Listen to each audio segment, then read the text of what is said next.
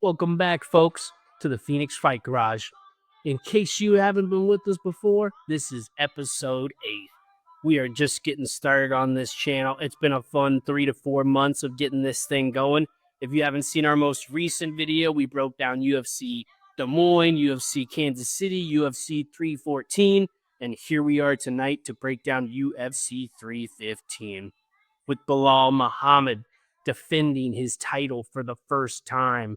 We also have Valentina Shevchenko defending her belt since she got it back recently from Alexa Grasso, taking on Manon Fiorot of France. We've got a decent card here taking place in Montreal, Canada. It's May 10th. It's this Saturday. Let's dive in. Now, you might remember UFC Kansas City. I hit my bets. UFC Des Moines, folks, not so much. So we were on a hot streak. Now we're on a bit of a cold streak. Bo Nickel really messed up our undisputed bet of the night. But man, I got to tell you, it was a beautiful sight to see. It was beautiful to see him get a little piece of humble pie. Don't forget, you hear that noise tonight, folks? You take a puff, you take a drink, whatever you're getting into. We're having fun on this channel and we're learning about a little bit of fights. So sit back, relax, take a puff, take a drink. I'm going to be doing the same thing, folks. So let's dive in. We have a full card. We even have decent fighters on the prelims. We have great fighters on the main card, including the legend Jose Aldo, the former champ Alexa Grasso. So really there's 1, 2, 3, 4 either champions or former champions on the main card. People constantly complain about fights and fight cards and pay-per-views. God, just sit back and enjoy the show, man. 4 champions, 4 former or current, fighting against real challengers. We got a welterweight match. We've got a bantamweight, flyweight. We've got a, I believe middleweight with Benoit Saint-Denis taking on the Canadian last-minute entry of Kyle Prepolek. He is a massive underdog, but we will dive into that here in a bit. So, without further ado, folks, I also added in a new sound this week. I would love for someone to tell me, what movie is this from?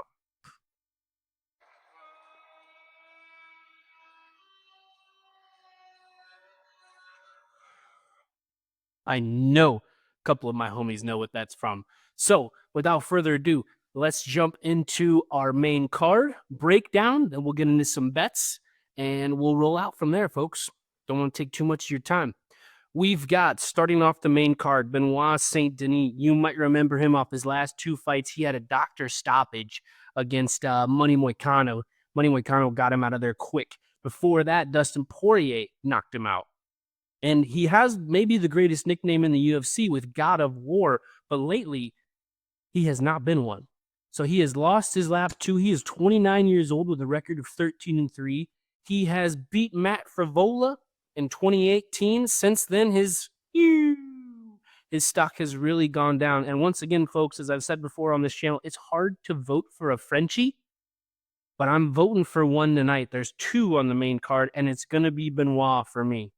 I like him because he's fighting a guy that it was last minute. If you didn't know, he was supposed to fight Joel, I believe, Alcaraz or something like that at 18-8, but now he's taking on Kyle Prepolek, who stepped in, and he was in the UFC in 2019, but he lost twice, right back out of the UFC, and now he's back. I'm guessing he was in Canada. I'm guessing he was willing to fight, and Dana White called. He said, "You want a shot?" So here he is taking on Benoit Saint-Denis. Vegas doesn't like him at all. Last I saw, Benoit was like a minus 1,000. Guess who was a minus 900 last weekend?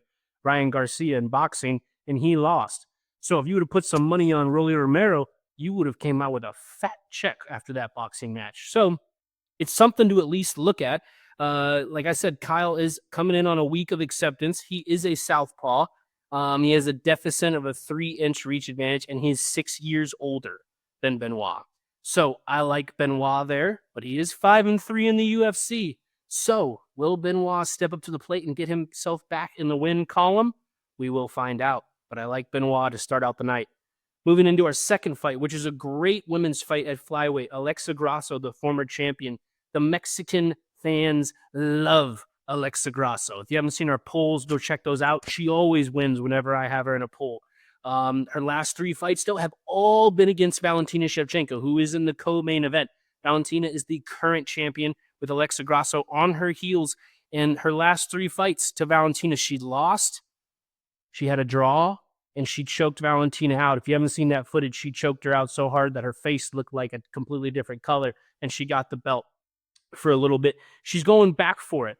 Alexa Grasso is 16-4-1. She's 31 years old. She fights orthodox.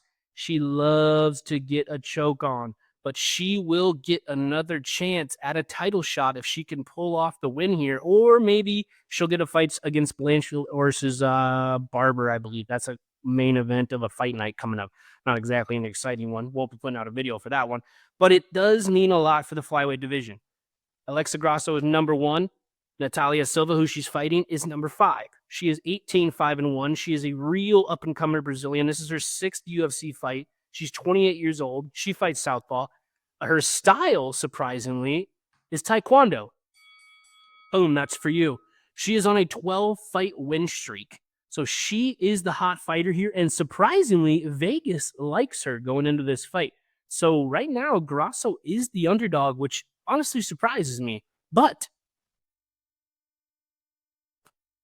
Silva has won several fights, if not 5, 6, or 7, by armbar. So don't be surprised if she's looking to pull that arm and submit in a way to get out of that fight early against Alexa Grasso. I'm sticking with Grasso. I'm not going to go against her. I like the champions and former champions on this card. I'll just get that out of the way right now. So I'm sticking with Grasso here, but I do think this is going to be a great fight, and I do see it going to decision. That's not really a shocker in the flyweight women's division. So moving on, great fight after great fight to start out the main card in Montreal. Heading into Jose King Aldo. Been fighting for 21 years since 2004. 8 of his last 9 fights have gone to decision. So I do not think that's a bad bet to say this one is going to decision as well.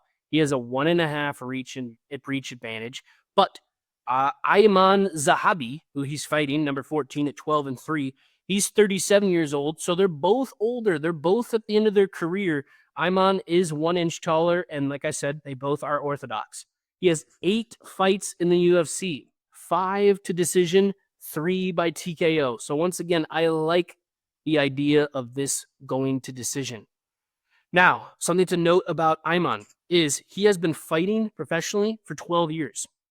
Only has 14 fights. So I'm not sure if that's due to injury or just due to not having the right fight or whatever it is, or whatever the numerous reasons might be, but that is not a lot of activity in 12 years of being a professional fighter. He is Canadian, so he will be fighting at home in Montreal. This should be a pretty decent brawl. Jose Aldo is coming off his last 3 fights with his last fight, or his third to last fight, was against Merab. He lost that. He beat Martinez, and then he lost recently to Batista. So he's 1-2 in his last 3 fights. From 2009, in case you need a history lesson on Jose Aldo, from 2009 to 2017, he was in 14 straight title fights. He did lose twice to Max Holloway and 1 loss to Conor McGregor. If you don't know that fight, I don't know why you're on this channel, because that's one of the greatest knockouts in championship belt history. McGregor got his first belt. So, like I said earlier, in this bantamweight match, I love the former champion. They're both 38, 37 years old. I think Jose's got more experience, and he needs this win to stay relevant in the bantamweight division. If he loses, he'll drop down to 14, maybe even the 15 seed of that, and he doesn't want that. He wants to keep rising. So, moving on to our co-main event, which I can't wait for. It might be the fight of the night, with Valentina Shevchenko versus Manon Fiorot. Sorry if I don't pronounce that correctly. She is a Frenchie. She is 12-1. She is the number 2 ranked fighter in that flyweight division. She's 35 years old. She's 2 inches taller. She fights orthodox, and her style is karate. She lost her first fight of her career, and she has not lost since. So she is on a 12-fight win streak. Her last 5 fights, though, went to decision. So once again, folks, I love this fight going to decision in this flyweight division fight. She does not want it going to the ground. And to be honest, I don't think Valentina really wants it going to the ground, but I would say if it does, Valentina's got the advantage. Let's talk about Valentina, the Kyrgyzstan, who everyone thinks is Russian. She's a very interesting and awesome person. She loves knives. She loves guns. She doesn't love roses and stuff like that. She's not a girly girl. She's an absolute legend of the sport. If Amanda Nunes wasn't a real thing, she might be the greatest women's fighter of all time. But she has lost to Amanda Nunes twice in her career. Her last 3 fights, like I mentioned earlier, were all against Grasso, which she obviously won the last one, so she now has her title back. She fights southpaw, and her style is Muay Thai. She does have a 1.5 reach advantage over her opponent, Furio. Her last 11 fights were for a belt. She is 9-1-1 with 1 draw against Grasso. Here's my hope for this fight. I hope Valentina wins. But I hope when she wins in dominating fashion, and then the UFC gives us that ultimate women's fight of her versus Zhang Weili, where Zhang Weili would go up a weight division and fight Valentina. Also, I thought about this weekend.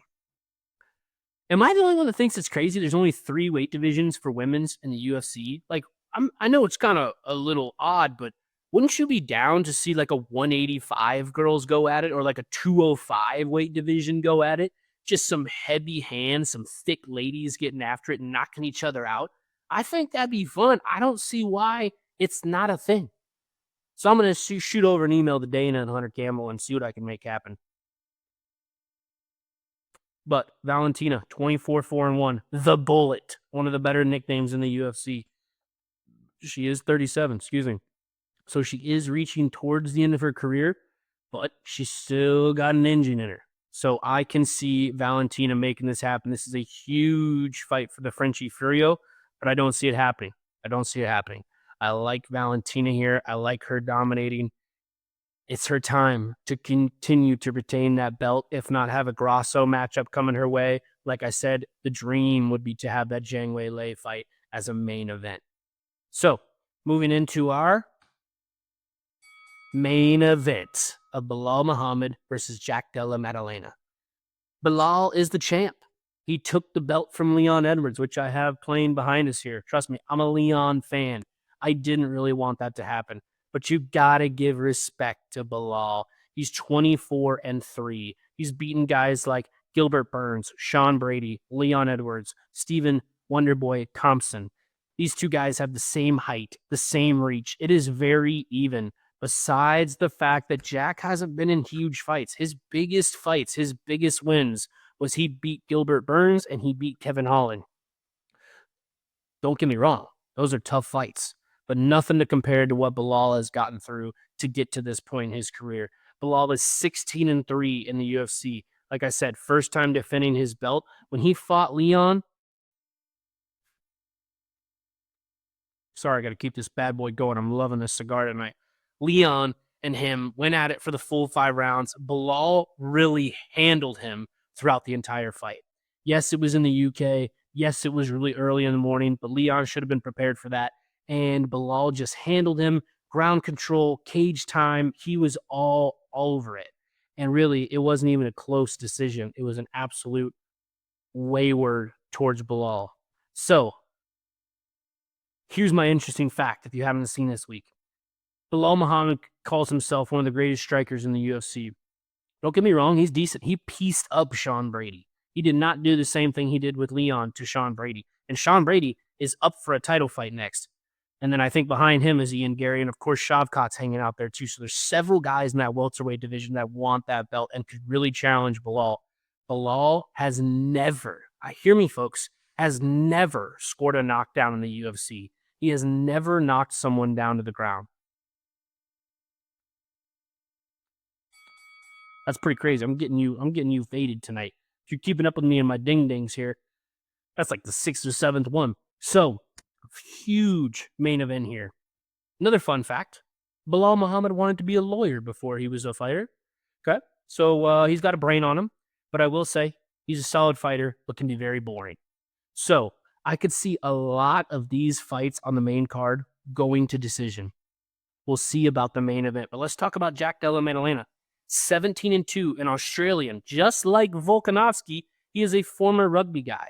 He has never lost in the UFC. He hasn't lost a fight since 2016. So he's going on a 9-year win streak, but he has not fought in about 14 months. That is quite the layoff. And if you haven't seen his nose, he has one of the most jacked up noses of all time. So honestly, will Bilal go after that beak? I don't know. But this is by far Jack's biggest fight. At 28 years old, he has quite that advantage with Bilal being 36. So we'll see if Jack keeps it on the feet. He's got to avoid the takedowns. He's got to take it to him. Kind of like Ryan de Ritter just did to Bo Nickel this weekend, where he really took advantage of the clinch. He was using both his right and his left to be able to connect with that jaw, and then attacked the middle of Bo, attacked the chest, attacked the belly.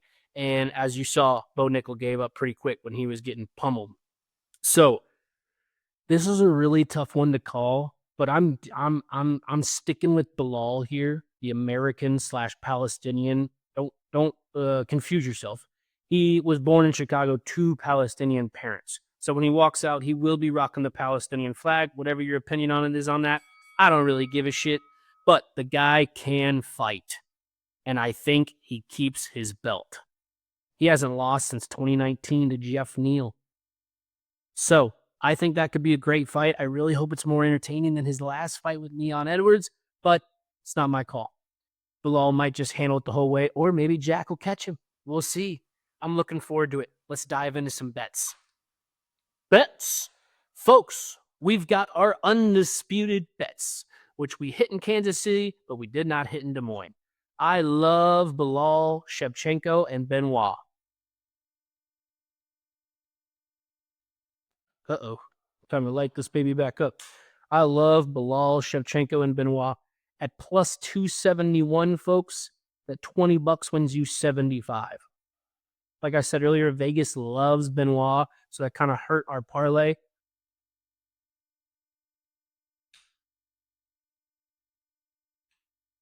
Don't mind me. Ding dong.